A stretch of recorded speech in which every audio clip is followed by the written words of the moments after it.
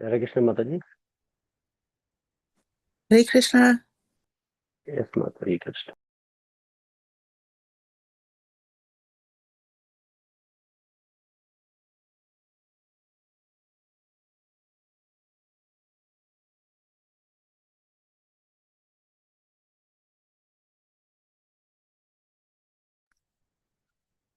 He told how one morning in New York he had first seen snow and thought someone had whitewashed the buildings. He told how he had spoken at several churches in Butler, and when the boys asked what kind of churches they were, he smiled and replied, "I don't know." And they laughed with him. He would reminisce freely about the British control of India and about the Indian politics. He told them it was not too much Gandhi as Subhash Chandra Bose who had liberated India. Subhash Chandra Bose had gone outside of India and started the Indian National Army. He entered into an agreement with Hitler that Indian soldiers fighting for British India who surrendered to the Germans could be returned to the Indian National Army to fight against the British. And it is with this show of force by Bose more than Gandhi's nonviolence which led to India's independence. he talked he talked of his childhood at the turn of the century with street lamps were gaslit and carriages and horse drawn. Trams were the only vehicles on Calcutta's dusty streets. These talks charmed the boys even more than the transcendental philosophy of Bhagavad Gita and drew them affectionately to him. He told about his father, Gwar Mohande, and pure Vaishnava. His father had been a cloth merchant and his family had been intimately related with the aristocratic Mullaks of Calcutta. The Mullaks had a deity of Krishna, and Prabhupada's father had given him a deity to worship as a child. He used to imitate the worship of the Govinda deity in the Mullaks temple. As a boy, he had held his own Rath Yatra festivals each year, imitating in miniature the gigantic festivals at Jagannath Puri. And his father's friends used to joke, "Oh, the Rath Yatra ceremony is going on at your home, and you did not invite us? Who is this?" His father would reply. "What is this?" His father would reply. "This is child's play, that's all." But the neighbor said, "Oh, child's play. You are avoiding us by saying it's for children." Prabhupada fondly remembered his father, who had never wanted him to be a worldly man, who had given him lessons in Mridanga, and who had prayed to visiting sadhus that one day the boy would grow up to be a devotee of Radharani. One night he told how he had met his spiritual master. He told how he had begun his own chemical business and had left home, and in 1959 had taken sannyasa. The boys were interested, but so ignorant of the things Prabhupada was talking about that at the mention of the word like Mridanga or sannyasa, they would have to ask what it meant, and he would go on conversational tangents describing Indian spices, Indian drums, and even Indian women. And whatever he spoke about, he would eventually shine upon it the light of the Sastra. He did not ration out such talk, but gave it out abundantly by the hour, day after day, as long as there was a real live inquirer.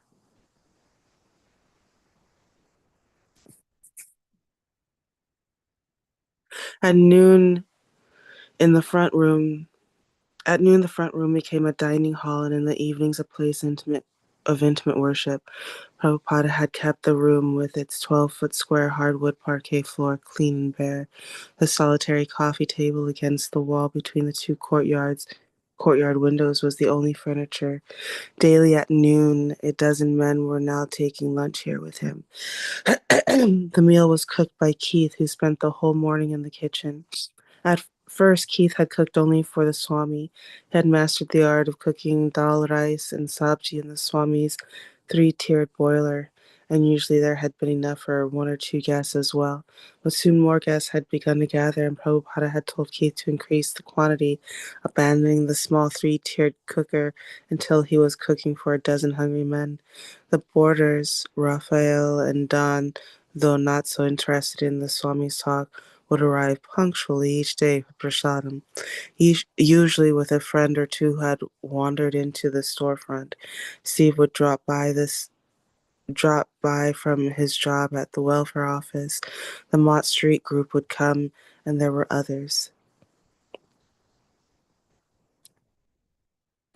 The kitchen was stacked with standard Indian spices, from fresh ginger root, fresh ginger root, whole cumin seeds, turmeric, and asafoetida.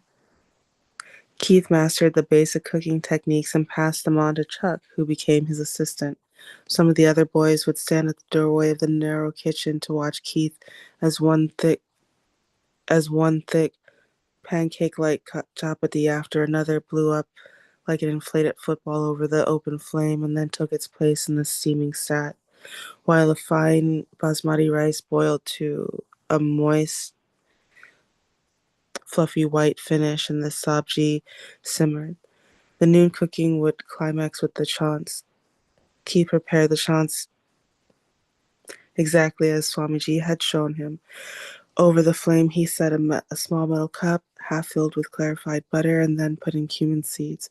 When the seeds turned almost black, he added chilies, and as the chilies blackened, a choking smoke began to pour from the cup. Now the chansi was ready. With his cook's tongs, Keith lifted the cup, its boiling, crackling mixture fuming like a sorcerer's kettle, and brought it to the edge of the pot of the boiling dal. He opened the tight cover slightly, dumped the boiling chans into the dal with a flick of his wrist, immediately placed the lid. Pow! The meeting of the chansi and dal created an explosion, which was then greeted by cheers from the doorway, signifying the cooking was now complete. The final operation was so volatile that it once blew the top of the pot to the ceiling with a loud smash, causing minor burns to Keith's hands. Some of the neighbors complained of acrid, penetrating fumes, but the devotees loved it.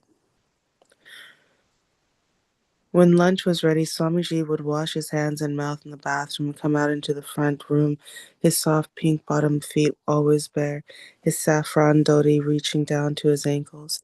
He would stand by the coffee table which held the picture of Lord Chaitanya and his associates, while his own associates stood around him against the walls. Keith would bring in a big tray of chapatis stacked by the dozens and place it on the floor before the altar table with pots of rice, dal, and sabji. Swamiji would then recite the Bengali prayer for offering food to the Lord, and all present would follow him by bowing down, knees and head to the floor, approximating the Bengali prayer one word at a time. While the steam and mixed aromas drifted up like an offering of incense before the picture of Lord Chaitanya, the Swami's followers bowed their heads to the wooden floor and mumbled the prayers. Prabhupada then sat with his friends eating the same prasadam as they, with the addition of a banana and a metal bowl full of hot milk. He would slice the banana by pushing it down or against the edge of the bowl, letting its slices fall into the hot milk. Prabhupada Prabhupada's open decree that everyone should eat as much prasadam as possible created a humorous mood and a family feeling. No one was allowed simply to sit, picking at his food, nibbling politely. They ate with a gusto Swamiji almost insisted upon. If he saw someone was not eating heartily, he would call the person's name in smiling protest. Why are you not eating? Take prasadam. He would laugh, and he would then laugh. When I When I was coming to your country on the boat, he said, I thought, how will the Americans ever eat this food? As the as the boys pushed their plates forward for more, Keith would serve seconds, more rice, dal, chapatis, and sabji. After all, it was spiritual. You were supposed to eat a lot. It would purify you. It would free you from Maya.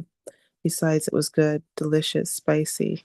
This was better than American food, and it was like chanting. It was far out. You got high from eating this food.